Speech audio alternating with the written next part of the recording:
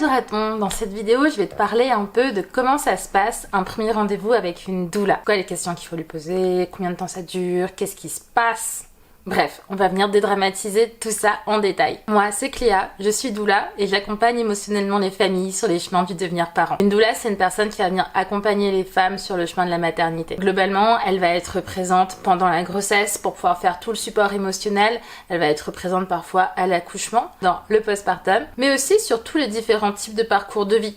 Par exemple, les IVG, les parcours de PMA, les parcours de désir d'enfant. Bref, une doula, ça concerne pas forcément que les femmes enceintes, mais ça concerne la maternité. Où est-ce qu'on trouve une doula? Ben ça dépend. Franchement, en fait, déjà, si j'ai un conseil à te donner, c'est de te dire qu'il y a vraiment autant de doulas que de personnes qui peuvent attendre des enfants et que du coup, c'est super important de trouver la personne qui va être la juste chaussure à ton pied, quoi. Chacune a sa couleur. Faut vraiment pas hésiter à en voir plusieurs pour se faire une idée, pour être sûr que vous êtes toutes les deux bien alignées sur qu'est-ce que tu as envie pour ta grossesse, parce que cette grossesse, c'est ta grossesse. Et tu as besoin d'avoir ta doula qui fit complètement à ce que tu as envie d'avoir comme sorte de support. Tu peux trouver des doulas dans l'annuaire des doulas de France. Et sinon, tu as certains groupes Facebook qui recensent aussi les doulas par région. Et puis, le bouche à oreille en vrai. Si tu demandes à une doula si elle connaît pas une autre doula qui soit dans ton coin, il y a de fortes chances qu'elle puisse te mettre en relation. Concrètement, comment ça se passe ce premier rendez-vous? Généralement, ça va se passer chez toi ou alors dans un lieu public. Les doulas, c'est pas des gens qui vont venir t'accueillir dans un cabinet ou quoi. C'est un rendez-vous qui a une durée variable. T'en as certaines qui le font durer juste 1 heure, 1h30. Pour d'autres, c'est 2 heures. L'idée, en fait, ça va être de pouvoir échanger avec la doula et te demander si vous êtes un bon match l'une pour l'autre. C'est un rendez-vous dans lequel tu peux aller seul ou sinon tu peux aussi être accompagné par ton ou ta partenaire si jamais tu as des enfants, si jamais tu as de la famille. C'est vraiment le moment où la doula va pouvoir se rendre compte de c'est quoi ton environnement, c'est quoi ton lieu de vie. Alors n'hésite pas à y aller avec les proches que tu juges être importants pour toi. Et surtout déstresse, c'est tranquille, t'es chez toi. C'est pas du tout un rendez-vous dans lequel on va te juger ou quoi, au contraire, c'est vraiment prends-le comme un moment où tu vas pouvoir juste faire connaissance avec la personne et lui poser toutes les questions que tu as en tête. Parce que des questions, tu risques d'en avoir et c'est normal. Moi, je te conseille d'avoir une petite liste pour être sûr de pas les oublier. Tu vas pouvoir poser des questions par exemple sur l'allaitement. Est-ce que ta doula elle a des compétences spécifiques en ce qui concerne l'allaitement ou en ce qui concerne le biberonnage par exemple? Est-ce que ta doula elle va pouvoir être présente sur ton lieu d'accouchement? Est-ce que ta doula elle va pouvoir te recommander des lieux où accoucher, pouvoir t'aiguiller dans ton choix? Quoi les contacts qu'elle a avec les gens qui sont dans le réseau? Est-ce que par exemple elle a des maternités qui sont spécifiques à te conseiller? Enfin bref, tous ces types de questions là. Probablement vous ne pourrez pas y apporter une réponse pendant le premier rendez-vous et c'est pas grave, mais au moins tu pourras voir un peu qu'est-ce qui est important pour toi. En sachant que ta doula, elle est pas du tout là pour te dire ça c'est le meilleur truc. Non, elle est juste là pour pouvoir t'aider à affiner ta réflexion et te permettre de choisir entre les différentes options qui s'offrent à toi en fait pour que tu puisses faire un choix libre et éclairé. Souvent ce que j'entends dire c'est ah oui mais moi j'ai pas envie d'avoir un accouchement physiologique, j'ai envie d'avoir une péridurale parce que bon voilà, j'ai pas du tout envie de souffrir. Donc bon les doulas c'est pas fait pour moi. Et c'est pas vrai, ok?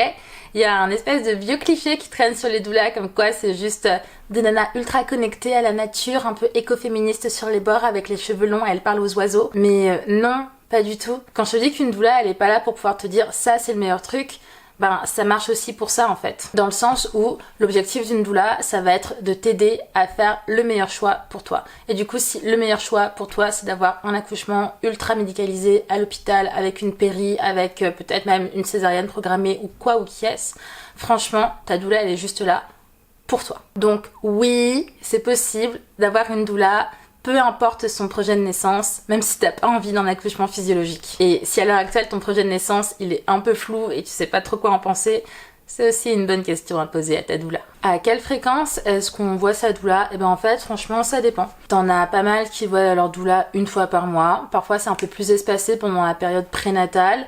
Parfois c'est beaucoup plus rapproché pendant la période du postnatal, une fois que le bébé est là. Parce que la doula elle va vraiment pouvoir aider à venir donner un coup de main. Elle va pouvoir te donner des conseils si jamais il y a des choses que t'as pas bien compris à l'hôpital. Elle va aussi pouvoir juste t'aider à soigner un peu ton corps. Elle va pouvoir te proposer des rituels parfois. Ou alors juste des soins du corps un peu basiques, genre comment faire pour pouvoir apaiser ta cicatrice d'épisiotomie si jamais t'en as une. Elle va pouvoir t'aider à faire un brin de ménage, s'assurer que t'as toujours de quoi manger dans les placards. Enfin bref. bref quoi, la doula elle est là pour ça. Du coup ouais, c'est pas parce que t'as pas eu une doula pendant ta grossesse que t'as pas le droit de demander à avoir une doula pendant ton postpartum. C'est super important, ne reste pas seule.